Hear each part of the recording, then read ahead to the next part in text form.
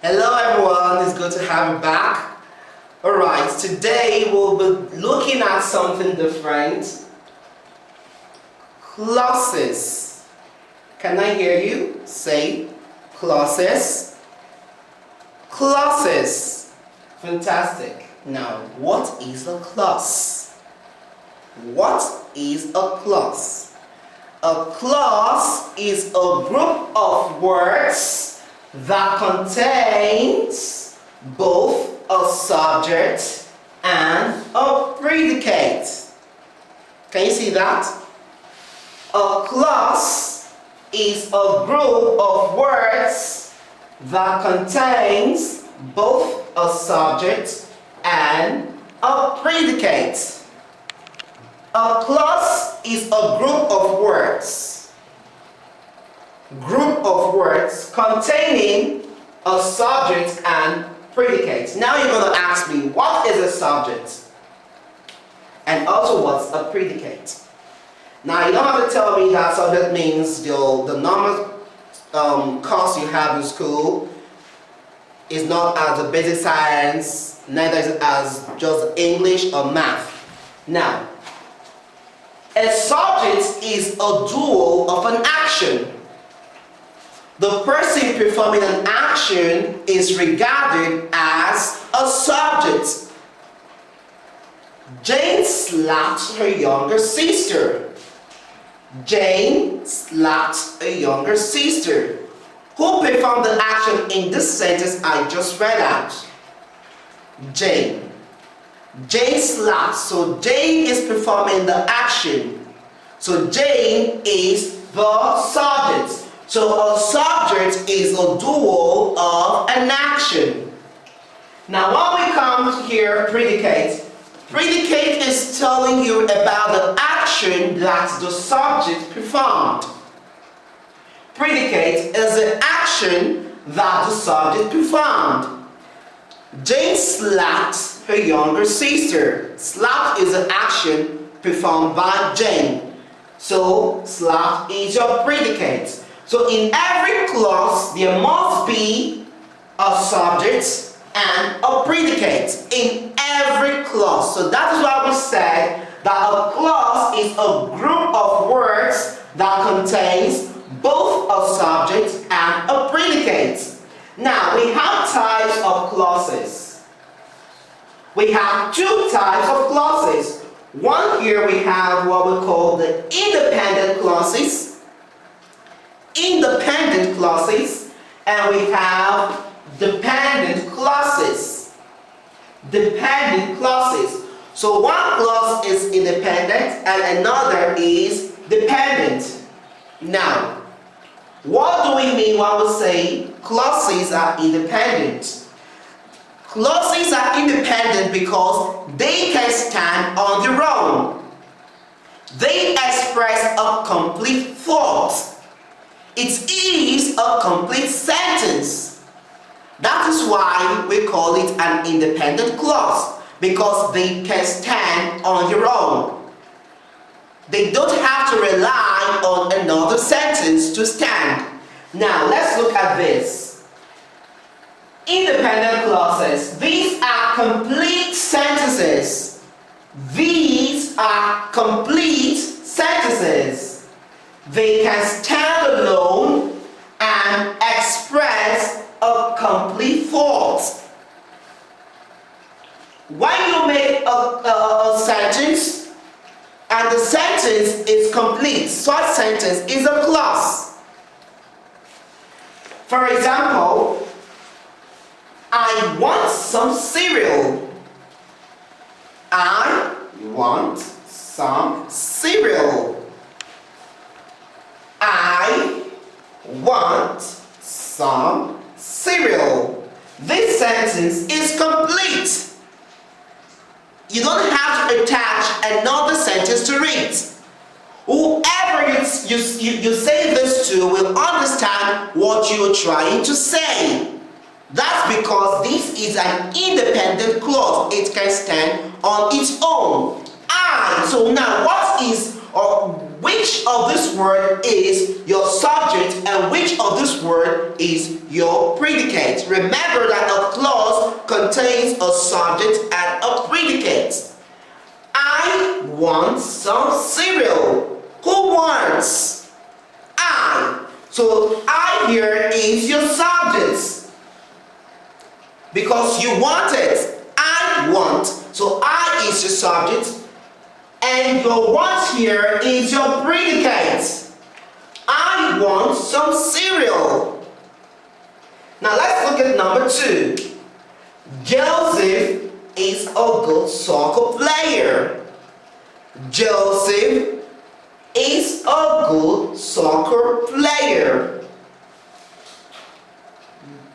Which of this word here is your subject? Joseph is a good soccer player. This is your subject because he is the doer of the action. And is here represents your predicate.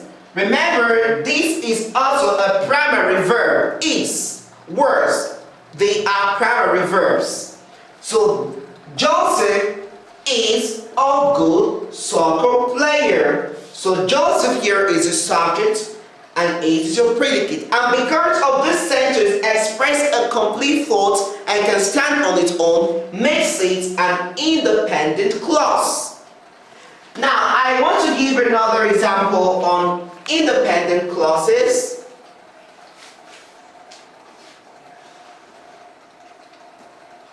Jane ran out of a house. Jane ran out of a house. Jane ran out of the house. This expresses a complete thought. Jane ran out of the house. Ran. This is the what? Predicate. Who ran? Jane is the subject. Can you see it? Now, because of this sentence can stand on its own, makes it independent. It's not because it has subject and predicate makes it independent. Because even the dependent clauses also have the subject and the predicate. You can only tell if it's independent when the sentence is complete. The next sentence I want to have here, Mom cooked some fish. Mom cooked some fish. Mom is the subject, she performed the action, cooked, predicates. Dad bought us some bread. Dad bought us some bread. Who bought? Dad, your subject, then bought your predicate. So this is independent because it expresses a complete thought. Now coming down to the dependent clauses, these also contain a subject and a predicate. These also contain a subject and a predicate, but they do not express a complete thought.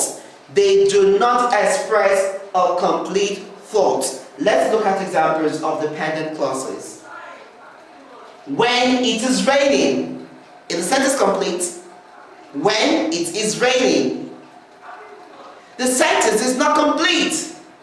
So that is why it's dependent. So it must depend on an independent clause for it to stand. When it is raining, subjects, predicates, but it does not complete, it does not express a complete thought.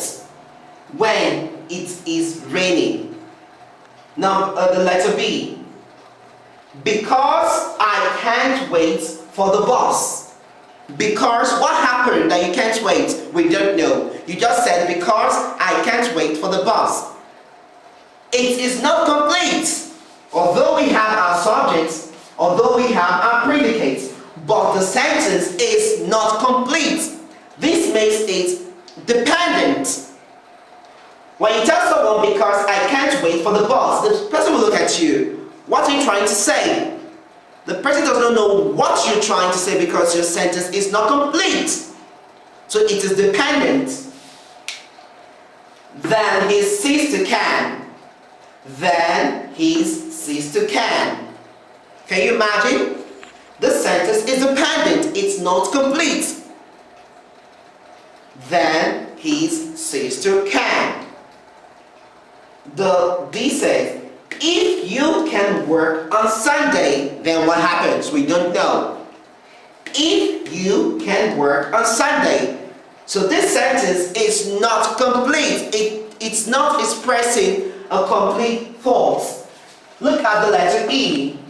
Until the sun sets. Until the sun sets, then what? We don't know. Until the sun sets. While flowers continue to bloom. Can you see? While flowers continue to bloom. These sentences are not complete. And because they are not complete and because they don't express a complete thought, it makes them dependent. So from what we have here on your own, you can see that the independent clauses stand on their own and the dependent clauses cannot stand on their own. So it's very, very easy. I'll be giving you exercises on independent and dependent clauses, and I hope you're going to pick out the right answer and you're going to do your best in doing the exercises. So I will see you in the next class where I'll be talking more on clauses. Bye-bye.